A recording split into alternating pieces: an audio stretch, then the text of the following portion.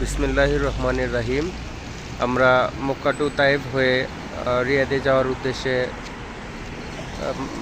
পথমধ্যে আমরা পেয়েছি বুড়ির বাড়ি, যে বুড়ি আমাদের রাসূল পাক সাল্লাল্লাহু আলাইহি সাল্লামের চলার পথে কাটা দিত।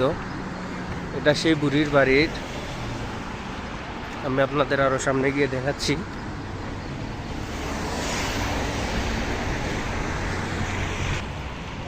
এই বাড়িতে ওই বুড়ি মহিলা থাকতো, যে আমাদের রাসূল পাকের পথে কাটা দিয়ে রাখতো, যেটা বুড়ির বাড়ি নামে পরিচিত। অন্ধকার, কিছু দেখা যাবে না।